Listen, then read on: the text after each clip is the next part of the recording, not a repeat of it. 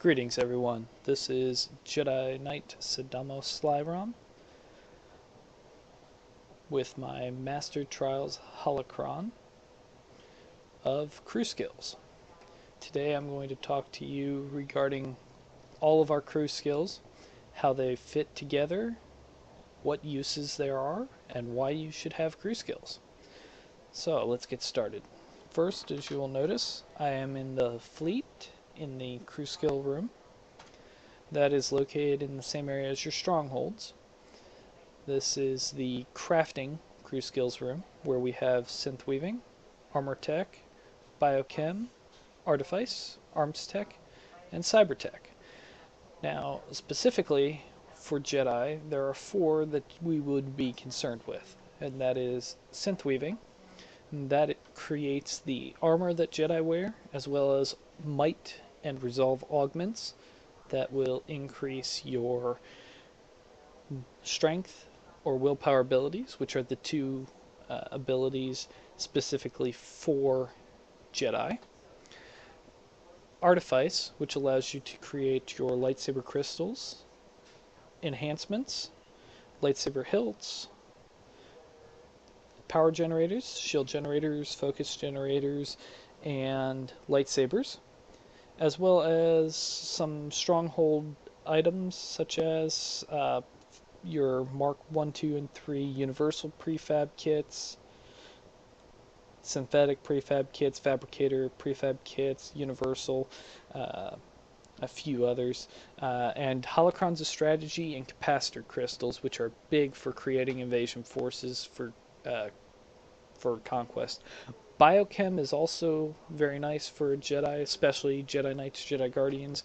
This will allow you to create your own med packs and stims, save you a lot of money, trust me on that one.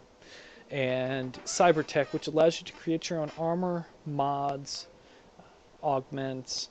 This is kind of key if you want to use adaptive armor. You can use this to create your own mods. You can also reverse engineer the 180 mods that you'll find on the marketplace, and that'll allow you to create 180 gear for all your friends. But I will warn you, they are very, very, very materials heavy. In the next room over, this is your gathering crew skills room. There's archaeology, scavenging, slicing, biochem. Those are your four main gathering skills, and those allow you to get the materials you need to craft. Archaeology is key for artifice and synth weaving, as it will give you your artifact fragments, power crystals,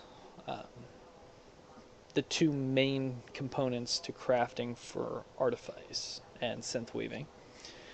Your scavenging and slicing are very important to cyber techs, armor techs, and arms techs because it gives you the metals and components that you need for that. And biochem goes with bioanalysis. It allows you to break down living material and make the things that are going to heal you. As well, you have underworld trading, treasure hunting, investigations, and diplomacy, which are your four mission skills rather. The mission skills allow you to get companion gifts, lockboxes, and blue and purple items, which are essential if you are going to make any high-end gear from your crew skills.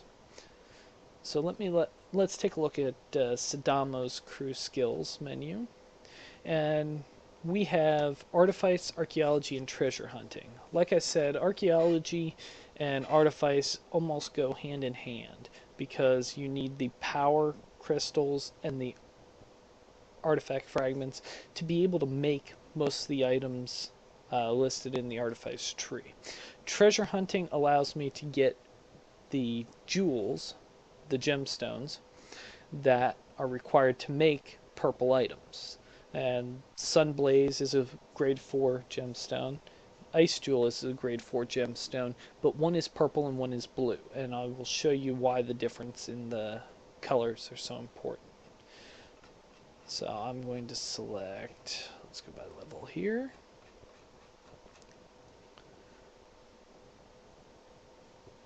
I'm going to select my 28 initiative enhancement.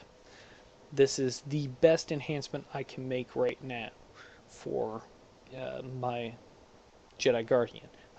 I need to get the 180 stuff, but I can't get to it right now. So this is what I got to work with. So as you can see, I need grade 9 artifact fragments. I need grade 9 power crystals. Both of those will come from my archaeology tree. And I need grade 9 gemstones, which come from my treasure hunting tree.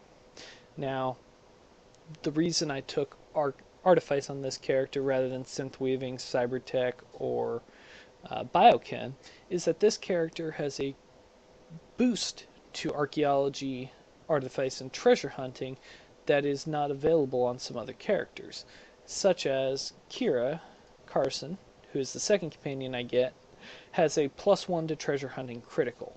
That means she has an additional chance to bring me back purple items when she goes treasure hunting. Lord Scourge, another one of my companions, has a +10 to artifice efficiency and +10 to archaeology efficiency.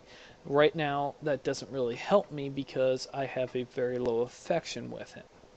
So if I were to send Kira on this mission right now, or on this particular enhancement right now, she would be back in 41 minutes 33 seconds from crafting this item.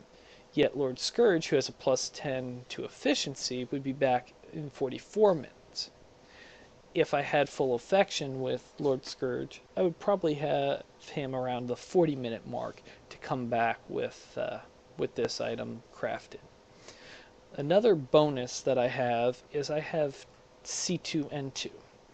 And one of the things you can do as a higher level legacy is buy items from a droid on your ship that will allow you to give C2N2 a boost to your crew skills. So on this particular character, C2N2 has a +10 to artifice efficiency and a +2 to treasure hunting critical. Not great, but definitely not bad. If I had full affection with him, he could probably also do this about the 40-minute mark rather than the 44-minute mark. So it's absolutely critical that you get a full affection with your companions. That will give you the best boost to your crew skills possible. Now, some of our companions that are not normal characters, like Treek here, gets a +5 to mission efficiency and +1 to crafting critical. That crafting critical allows Treek an additional opportunity to create an augmented item. So you wouldn't have to go buy an augment slot and put it on that item. It would already be augmented when it came out. I actually have yet to hit a augmented item using Treek crafting. I just think it's a very, very, very high or very low critical chance rather, even with that +1. The highest critical chance you can get in the game is a +5, and the highest efficiency chance you can get in the game is a +15. Unfortunately, none of my characters get that plus. But there are other options for this character to go as far as crew skills. Obviously, Artifice is a good option, but what else could you do? With Doc, you get a +5 to Biochem critical. That's the best critical you can get. So a knight could go Biochem fairly easily. He also has a +5 underworld trading efficiency, which makes this knight able to do a cybertech, which would also be very nice. But like I said, I chose the Artifice because I felt that would be the best for this character. Now, my Sage, Jedi Initiate Winsamar, is a synth weaving. My Shadow, Jedi Initiate Vorgu, is a cybertech, and my Jedi Knight, or correction, excuse me, my Jedi Sentinel is a biochem. So I went ahead and worked around with the crew skills, and you're going to have to do the same.